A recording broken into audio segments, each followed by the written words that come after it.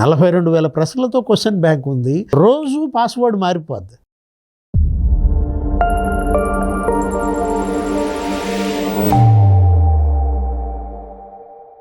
నమస్తే, welcome to think Andhra. నేను విమానిక్. మనతో పాటు ఉన్నారు ప్రముఖ రాజకీయ విశ్లేషకులు, సీనియర్ జర్నలిస్ట్ డివిఎస్ గారు. నమస్కారం సార్. నమస్తే సార్, తాజాగా మనం చూసాం కాక్రోచ్ జనతా పార్టీ నిరసనల నేపథ్యంలో కేంద్ర విద్యాశాఖ మంత్రి ధర్మేంద్ర ప్రధాన్ రిజైన్ చేశారు.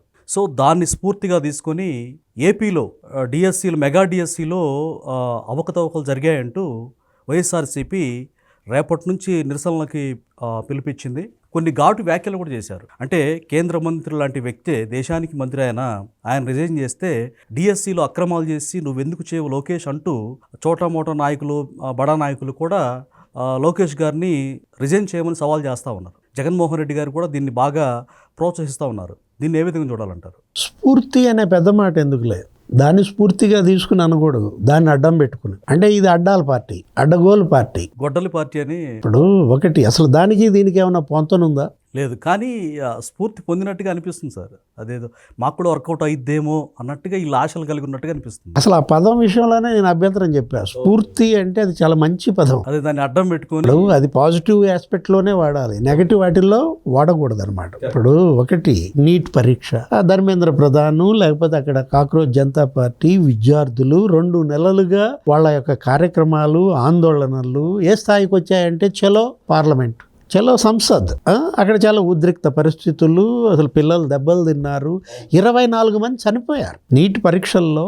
వాళ్ళు ఏంటి మనస్తాపానికి గురై సరిగ్గా బాగా కష్టపడి చదివాము రాలేదని చెప్పి 24 మంది సూయిసైడ్ చేసుకుని చనిపోతే ఆ జంజీ మొత్తం రెబల్ అయింది. Yes, it's a big issue. అక్కడ గుడ్ కాజ్ ఉంది, ఏది బిగ్ ఇష్యూయే కాదు, అక్కడ ఒక కాజ్ ఉంది. ఏ కాజ్? అది ఒక గుడ్ కాజ్ కోసం వాళ్ళు అక్కడ ఉద్యమం తీసుకున్నారు, ఆందోళన చేశారు, సక్సెస్ అయ్యారు. అంటే ఆ కాజ్లో గుడ్నెస్ ఉంది కాబట్టి సక్సెస్ అయ్యారు.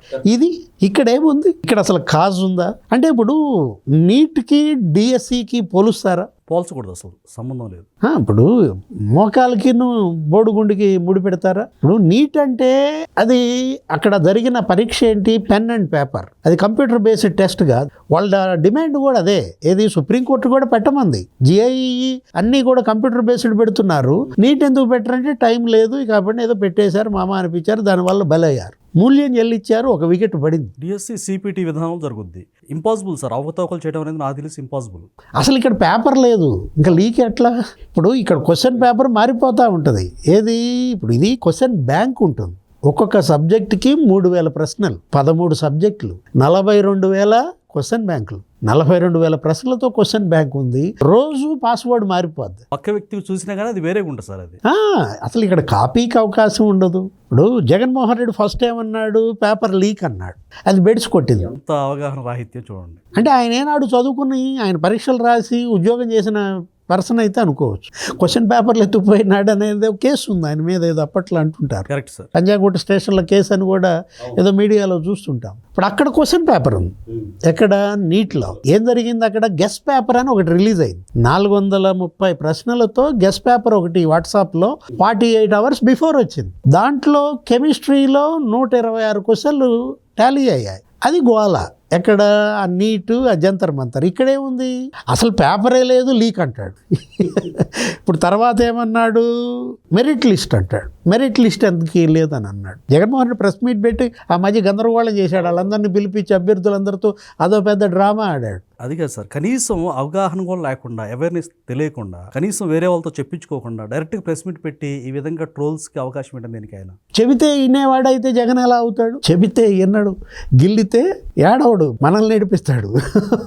అంటే ఇప్పుడు ఒకటి, ఇక్కడ ఆ అభ్యర్థులతో మీటింగ్ పెట్టి అన్నాళ్ళైంది, ప్రెస్ మీట్ పెట్టి అన్నాళ్ళైంది. మరి ఏమైంది అసలు? ఆ అభ్యర్థులు ఎక్కడికి వెళ్ళిపోయారు? అతను జగన్ పక్క నుండి కొంతమంది, ఎవరో అతను ఏదో దుర్గయ్య అనేవాడు, స్పోర్ట్స్ కోటా అని ఎవరో ఒక గర్ల్ ఏడిచిన ఆమె 241 కేసులు వేశాడు. ఈ డిఎస్సి మీద 241 కేసులు వేస్తే ప్రతి కేసు కొట్టేశారు. ఎందుకని? నిజంగా కాజు ఉంటే కోర్టు కొట్టేస్తుందా? నెక్స్ట్ 32,000 గ్రీవెన్స్ వచ్చేది. ప్రతి గ్రీవెన్స్ పరిష్కరించారు. విద్యకు సంబంధించి ఉన్నతాధికారులు కూడా చాలా క్లారిటీగా చెప్పారు సార్. చక్కగా అన్ని క్లియర్ కట్గా వివరించారు. వీళ్ళు ఎవరైతే సాక్షి టీవీలు కూర్చొని అభ్యర్థులు మాట్లాడారో వాళ్ళకి సర్దుకున్నారు. అంటే పేపర్ లీక్ అనేది బెడిసి కొట్టింది, మెరిట్ లిస్ట్ అనేది బూమరాంగ్ అయింది. మళ్ళా ఏమెత్తుకున్నాడు? కాల్ లెటర్ అన్నాడు. అసలు కాల్ లెటర్ అంటే మీనింగ్ తెలుసా?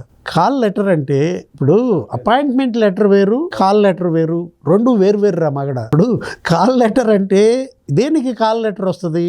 సర్టిఫికేట్ల కోసం, వెరిఫికేషన్ కోసం. కరెక్ట్, బాగా చెప్పారు. మీరు ఎగ్జామ్ రాశారు, మీకు తెలుసు కొద్దిగా. వన్ ఆఫ్ ద ఆస్పిరెంట్ అంటే మీలాంటి వాళ్ళు జగన్మోహన్ రెడ్డి పక్క నుండి ఈ పరిస్థితి వచ్చేది కదా ఆయన. అంటే ఇప్పుడు సర్టిఫికేట్స్ వెరిఫికేషన్, అక్కడ కనుక దొంగ సర్టిఫికేట్లు పెట్టారనుకో ఉద్యోగం ఇస్తారా? అతను ఏమంటాడు? కాల్ లెటర్ ఎందుకు పంపావు, ఉద్యోగం ఇవ్వకుండా అంటాడు. అపాయింట్మెంట్ కాదు కదా సార్ మీరు అన్నట్టుగా. అపాయింట్మెంట్ లెటర్ అయితే అది ప్రభుత్వం తప్పు పట్టవచ్చు. సరే, అంతా బాగానే ఉంది. తర్వాత ఏమంటాడు? యాదవ్ మెడల్ వచ్చింది కదయ్యా, ఇయచ్చుగా దుర్గయ్యకి అంటాడు. యాదవ్ మెడల్ వచ్చింది కదా అంటే ఇప్పుడు అతను ఏ మెడల్ అప్లోడ్ చేశాడు? ఇప్పుడు అతను గోల్డ్ మెడల్ వచ్చిన సర్టిఫికేట్ అప్లోడ్ చేసి ఉంటే దుర్గయ్య వాళ్ళ పంతులు అయ్యేవాడు. అతను ఏం చేశాడు? ఏదో సిల్వర్ మెడల్ వచ్చిన ఆ రెండోది ఏదో అప్లోడ్ చేశాడు. సార్ ఏదో ఒక మెడల్ ఏం చెప్పడానికి అది గవర్నమెంట్ రూల్స్ అంటూ ఉంటాయి. ఒక సీఎం చేసిన వ్యక్తి కదా, కనీసం ఆ మాత్రం జ్ఞానం ఉండొద్దా? ఏం చేశాడంటే స్పోర్ట్స్ కోటా 392 పోస్టులు అందరికి అమ్మాళ్ళకే ఇచ్చేశాడు. మరి ఫాల్స్ ఎలిగేషన్ గతంలో కూడా అదే.